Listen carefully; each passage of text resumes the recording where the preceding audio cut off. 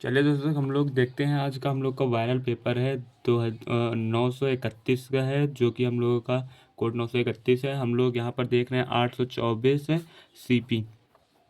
ये पेपर आप लोगों को 100% है कि बोर्ड में मिलने वाला है।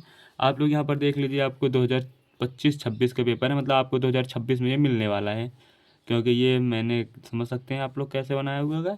चलिए हम लोग देखते हैं अभी से 2026 का आप लोग का पेपर है, जो कि आप लोग का आने वाला है सारे के सारे प्रश्न। अब हम इन प्रश्नों को देखते हैं। जैसा कि आप लोग देख रहे होंगे, इन सारे सारे प्रश्नों को अब हम लोग देखेंगे। यहाँ पर जितने भी सारे प्रश्न हैं, तो इसका हमने एक PDF फॉर्म में करा रखा है, तो जिस पे हम लोग चलते हैं देख रहे हैं। यहाँ पर सारे के सारे बहुत ही इंपॉर्टेंट प्रश्न हैं, तो आप लोग वीडियो को लाइक कर दें और चैनल को भी सब्सक्राइब कर लें। हम लोग चलते हैं, देखते हैं वीडियो को। तो चलिए दोस्तों, हम लोग जैसा कि देख रहे हैं, हम लोग बहुविकल्पी प्रश्नों को देखेंगे भाग 1 का, जो कि आपको 2026 का वायरल पेपर है, जो आपके पेपर में मिलने वाला है।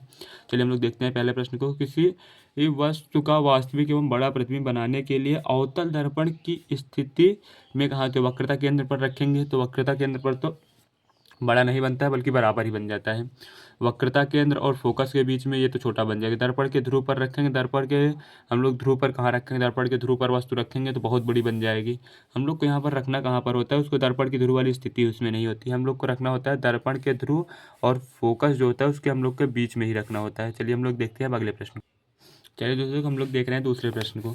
तो जब प्रकाश किरणें एक माध्यम से दूसरे माध्यम में जाने पर अभिलंब से दूर हट जाती हैं, तो इसका कारण क्या होता है ना, जब प्रकाश किरणें सघन माध्यम से विरल माध्यम में जाती हैं, तो वो विरल माध्यम में जाने पर दूर हट जाती है। आप ही जैसे सोचिए कि आपको कोई पकड़ के रखा हुआ है, और आपको जब कोई छोड़ देगा तो आप दौड़ेंगे तो टेढ़े मेढ़े थोड़ा बहुत दौड़ेंगे कि नहीं। और अगर आपको कोई एक पाथ बना के दे दिया, जैसे आपको यहाँ पर एक बना दिया, ये सघन माध्यम है, आप लोग मान लीजिए सघन है, आप यहाँ पर दौड़ रहे हैं और आपको यही चीज़ विरल दे दी, जैसे यहाँ पर डंडी लगी हुई, यहाँ पर डंडी नहीं लगी, आपको सीधा दौड़ना होता है, तो आप इधर भी दौड़ेंगे, इधर भी दौड़ेंगे, इधर भी दौड़ेंगे, तो आप लोग दूर ही हटेंगे। तो इसका कहने का अर्थ यही है। हम लोग चलिए अब तीसरे प्रश्न को देखते हैं कि एक उत्तल लेंस की फोकस दूरी 10 से 15 सेंटीमीटर है और इसमें 30 सेंटीमीटर दूरी पर रखी वस्तु का प्रतिबिंब बनेगा। चलिए हम लोग देखते हैं इसे।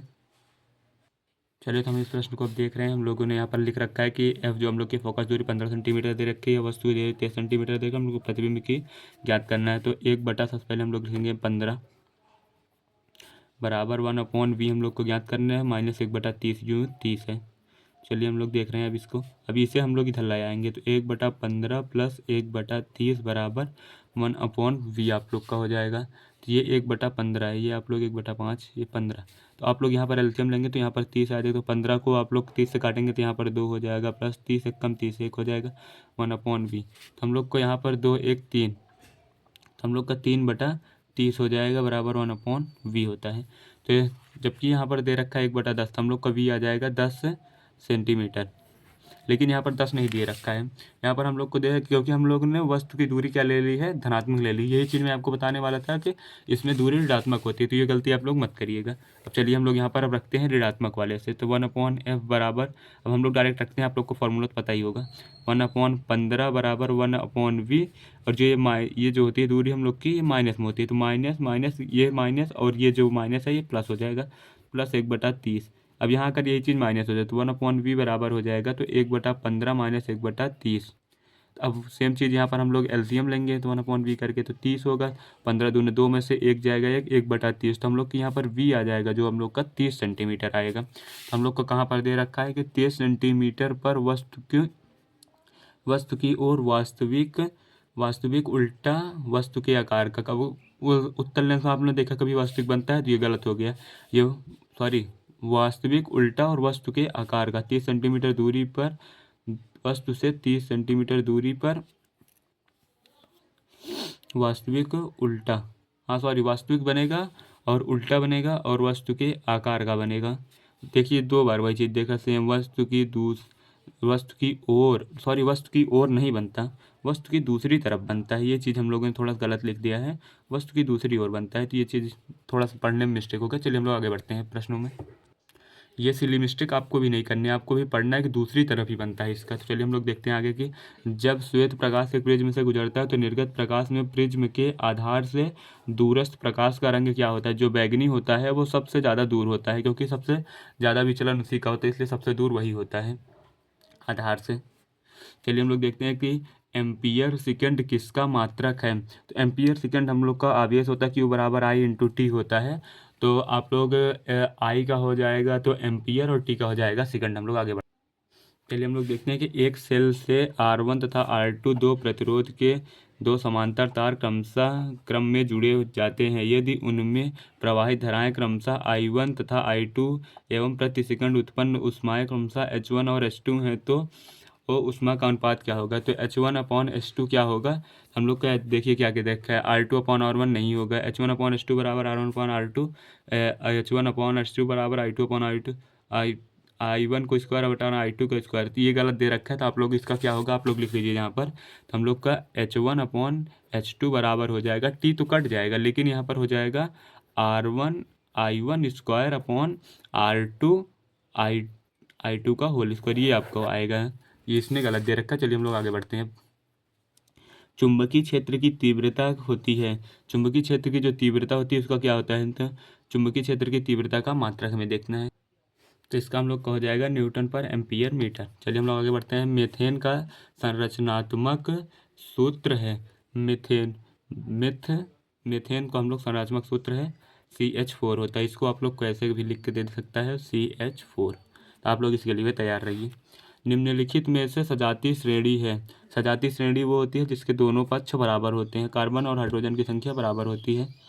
देखिए यहाँ पर CH4, यहाँ पर C2 दे रहा है, गलत है। C2H4, C2H2, C2H6, C यहाँ पर एक ही दे रखा है, C2 यहाँ पर दे रखा है, H4 यहाँ पर, H4 तो है लेकिन कार्बन दो नहीं है। तो यहाँ पर सजातीय श्रेणी में हम लोग को देखना होता है कार्बन की संख्या बराबर होनी चाहिए, हाइड्रोजन अगर नहीं बराबर हो फिर भी चल सकते हैं। तो यहीं पर है एक जो इसमें हाइड्रोजन और कार्बन संख्या, ये हम लोग का आंसर हो जाएगा। जब अगर देखना है, अगर दोनों पक्ष दिया रहेगा, अगर हाइड्रोजन और कार्बन जिसमें बराबर मिल गया फिर वो आंसर होगा, अगर नहीं है तो केवल आपको कार्बन की संख्या देखनी है। लेड नाइट्रेट का रासायनिक सूत्र क्या होता है? PbNO3 का होल टॉइस। लेड पर होता है PbNO3 का होल टॉइस। आप लोग का फर्स्ट राइट। शुद्ध जल का pH मान होता है, शुद्ध जल जो होता है, शुद्ध जल हम लोग किसे कहते हैं? जिसमें कोई भी वो नहीं होता, शुद्ध जल का pH मान 7 होता है। ये आप लोग को याद रखना होगा। शुद्ध जल आप लोग क्या करेंगे, जीरो लगा के आगे जाएंगे, इसीलिए ये देता ही है, शुद्ध जल का pH मान 7 होता है, आप लोग को याद रखना है। चलिए हम लोग को देखना है कि क्वेश्चन नंबर 12 को एंटीमनी है। एंटीमनी क्या है? Money, antimony, telluric iodine. ये एंटीमनी जो है हम लोग का, ये धातु होता है कि अधातु होता है, उपधातु होता है कि मिश्र धातु होता है? तो जो हम लोग का एंटीमनी होता है, एंटीमनी और एंटीमनी ये हम लोग का अधातु होता है। आपको लास्ट में देखना है ना, ये अधातु है एंटीमनी। आप लोग को मैंने ये करा रखा है 8 जो होते हैं आप लोग को उपधातु हैं, और जितने भी लास्ट में ना आते हैं उन्हें अधातु कहते हैं, और जिसके लास्ट में माँ आता है, जैसे हो गया तो मैग्नीशियम, मैग्नीशियम लास्ट में माँ आ रहा है ना, कैल्शियम, और जितने भी लास्ट में माँ आते हैं वो सारे सारे धातु होते हैं। चलिए आप लोग देखते हैं हम आगे। निम्नलिखित रासायनिक समीकरण को पूरा कीजिए। यहाँ पर क्या है? H2O, यहाँ पर 2 हाइड्रोजन हुए हैं और 1 ऑक्सीजन है। तो यहाँ पर कितने ऑक्सीजन थे? यहाँ पर तीन ऑक्सीजन है, 1 2 3। यहाँ पर एक है, हमको 2 ऑक्सीजन चाहिए, जिसमें 2 ऑक्सीजन होंगे वही सही होगा। इसमें एक है गलत, इसमें भी एक है गलत, इसमें 2 दिख रहे हैं, इसमें भी 2 दिख रहे हैं। अब हम लोग को हाइड्रोजन देखना होगा। हाइड्रोजन यहाँ पर हम लोग का कितना है? तो हम लोग का 2 तो कट गया है। अब हम लोग को हाइड्रोजन कितने चाहिए थे? यहाँ पर कितना है हाइड्रोजन? 5 1 6, 6 1 7, 7 3 10। हम लोग को 10 हाइड्रोजन भी चाहिए। यहाँ पर 3 3 2 5, 5 1 6 है, ये गलत। आप लोग का ये राइट। आप लोग को ऐसे देखना होगा, आपको कोई भी समस्या ही नहीं आएगी। जो टीचर बताते रहते हैं आपको कि यहाँ पर रख के ये बराबर करिए, आपको केवल बेवकूफ़ बना रहे हैं। कोशिकीय प्रक्रम में ऊर्जा मुद्रा है। कोशिकीय प्रक्रम में जो हम लोग की होती है ATP जो होती है वो हम लोग की मुद्रा होती है, ATP के रूप में हम लोग का होता है वो। जो पित्त रस का स्राव होता है, पित्त रस का स्राव कहाँ से होता है? पित्त रस का हम लोग का स्राव, हम लोग का पित्त रस पित्ताशय में तो जमा होता है, लेकिन पित्त रस का स्राव कहाँ से होता है? यकृत से होता है। पित्त रस निकलता है यकृत से है, लेकिन हम लोग का वो इकट्ठा होता है पित्ताशय में। पराग कोश में होता है। पराग कोश जो होता है, हम लोग का ये बीजांड पाया जाता है, परागकण पाए जाते हैं, बाह्य दलपुंज पाया जाता है, अंडाशय पाया जाता है। तो ये प्रश्न को आप लोग को हमको बताना है, क्योंकि ये प्रश्न मैंने इसके पहले वाली वीडियो जो था जिसमें मैंने पेपर सॉल्व कराया था, ये मैंने करा चुका हूँ। तो ये आपको करना होगा। अगर आपने नहीं देखा तो वो वीडियो आप लोग देख लीजिएगा। पत्तियों पर कलियाँ विकसित होती हैं। पुदीना में पत्तियों पत्तियाँ जो होती हैं उन पर कलियाँ विकसित होती हैं। आलू में पत्तियाँ विकसित होती हैं। और ब्रायोफिल्म में आप लोग को इन सभी में लगाना है कि जितने होते हैं इन सब में होता है, क्योंकि आलू में भी पत्तियों में देखते हैं कि आप पहले पत्ती निकलती फिर उसको उसके आगे देखते हैं एक डंठा निकल जाता है, फिर पत्ती निकलती फिर डंठा बन जाता है, वही चीज़ ये बोल रहा है। चलिए, एक लिंगी फूल का उदाहरण होता है पपीते का फूल, गुलाब का फूल, सरसों का फूल, आम का फूल। आम में तो फूल आपको लगता है जो आते हैं वो हम लोग को पीपल का फूल जो होता है वो एक लिंगी फूल होता है, बल्कि सरसों में भी जो बहुत ज़्यादा आता है, गुलाब में भी आता है, तो हम लोग को पीपल के यहाँ पर लगाना होगा, पीपल का फूल। इस प्रश्न को आप लोग कर लीजिएगा, थोड़ा सा देख लीजिएगा आप लोग भी, अगर गलत होगा तो आप लोग इसे टिक कर लीजिएगा, क्योंकि ये प्रश्न में मुझको थोड़ा सा डाउट है। ये प्रश्न को मैं अगली वीडियो में आप लोग को क्लियर कर दूंगा। एक स्वस्थ मनुष्य में सामान्य रक्तदाब होता है 80 से 120। आप लोग का राइट, 120 से 80। निम्न में से कौन सा आहार श्रृंखला का निर्माण करता है?